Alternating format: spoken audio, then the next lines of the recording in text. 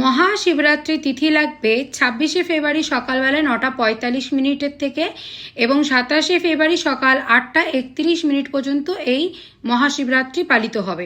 অনেকেই ৪ প্রহরে পুজো দাও, তো এই ৪ প্রহরটার টাইমগুলো কি একটু জেনে নাও।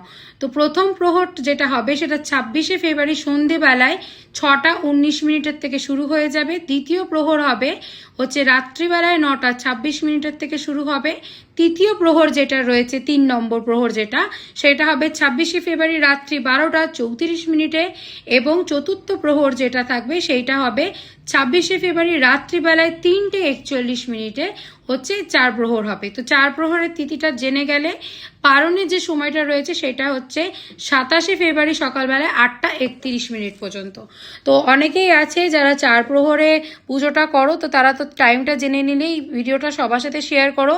তো যারা ৪ প্রহরে পুজো করো তারা টাইমটা জানতে পারবে।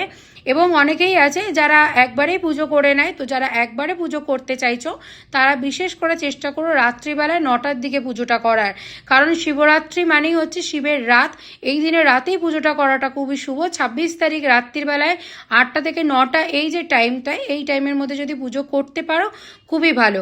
অনেকেই আছে শরীরটা খুবই খারাপ থাকে, তাদের শরীর অসুস্থ কিন্তু পুজো করার ইচ্ছে তারা বাড়িতে সকালেই পুজো করে নিতে পারো। যদি উপোস করতে না পারো এতক্ষণ, তো তারা কিন্তু সকালেই পুজো করে নিতে পারো। মনে রেখো, ভক্তিই সব থেকে বড়। ভক্তি নিজের মধ্যে, যেটা নিজে যদি ভক্তি না থাকে তাহলে তুমি যতই প্রহর করো তোমার কিন্তু কোনো লাভ নেই।